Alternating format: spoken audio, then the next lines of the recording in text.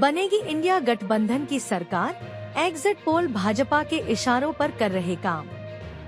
यह वक्तव्य कांग्रेस के पूर्व मंत्री एवं लोकसभा कांग्रेस के प्रत्याशी कमलेश्वर पटेल द्वारा लगाया गया है। उन्होंने कहा कि सारे एग्जिट पोल भाजपा के इशारे पर हो रहे हैं, भाजपा के नेता डरे हुए हैं। श्री कमलेश्वर पटेल ने आगे कहा कि भाजपा की अंतिम गिनती शुरू हो गई है, इंडिया गठबंधन की सरकार देश में बनेगी।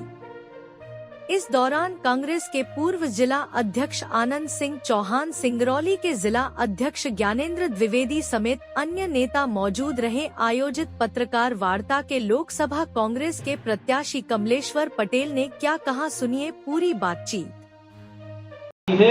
जिस तरह से आपने देखा होगा, कल ही कांग्रेस पार्टी सहित इंडिया अलायंस के जितने पार्टनर साथी थे,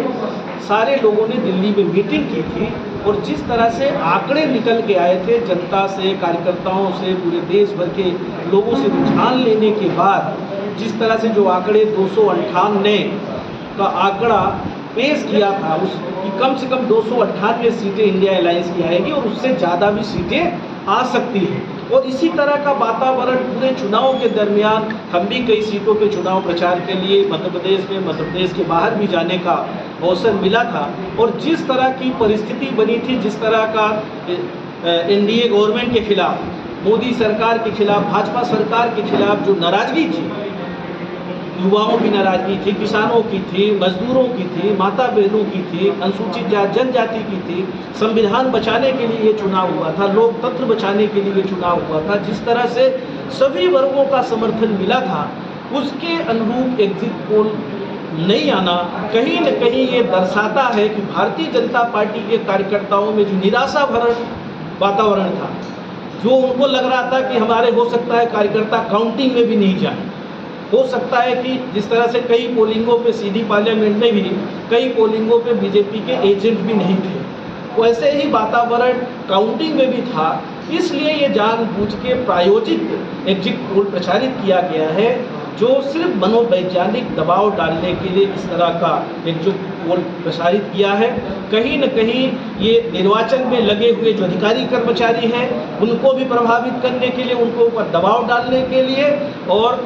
कहीं न कहीं कांग्रेस पार्टी के कार्यकर्ताओं के ऊपर भी इस तरह का दबाव बनाने के लिए मनोवैज्ञानिक और अपने कार्यकर्ताओं के लिए, क्योंकि उनके कार्यकर्ता निराश थे और हमारे कार्यकर्ता उत्साहित थे। इंडिया अलायंस के जो कार्यकर्ता थे वो सड़कों पे लड़ रहे थे, देश की जनता के लिए हमारे नेता लड़ रहे थे। और कहीं न कहीं आपने देखा होगा, मोदी जी आए हैं कि कांग्रेस की सरकार आएगी तो मंगलसूत्र छीन लेंगे, 2 भैंस होगी तो 1 भैंस आपकी छीन ले जाएंगे। बेरोजगारी पे, महंगाई पे,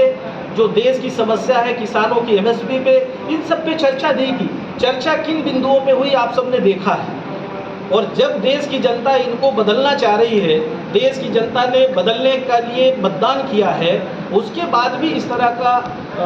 एग्जिट पोल प्रचारित करके कहीं न कहीं ये देश को गुमराह करने का काम किया, इसमें कोई सत्यता नहीं है। 4 तारीख को जो परिणाम आएंगे, सीधी संसदीय क्षेत्र में भी विजय होगी, इंडिया अलायंस की, कांग्रेस पार्टी की जीत होगी और पूरे देश में इंडिया अलायंस की सरकार बनेगी। 4 तारीख तक इंतजार करें। और आप सबके माध्यम से हमारा यही निवेदन है कि जो ये झूठ प्रचारित किया जा रहा है, आप सभी पत्रकार साथी हमारी बात को जनता जनार्दन तक पहुंचाने की कृपा करेंगे, यही आप सबसे अपेक्षा है। एक बात जरूर हम कहना चाहेंगे कि जिला प्रशासन, निर्वाचन कार्य में लगे हुए जो अधिकारी कर्मचारी हैं, निर्वाचन आयोग के जो लोग हैं, वो निष्पक्षता से वोटिंग कराएंगे। कांग्रेस पार्टी के कार्यकर्ता, इंडिया अलायंस के कार्यकर्ता और नेता पूरी तरह से काउंटिंग पे, सजगता से काउंटिंग में नियम प्रक्रिया के तहत उपस्थित रहेंगे और बाहर भी कार्यकर्ताओं का हुजूम हजारों की संख्या में उपस्थित रहेंगे। कहीं किसी भी प्रकार की अगर गड़बड़ी करने की कोशिश करेंगे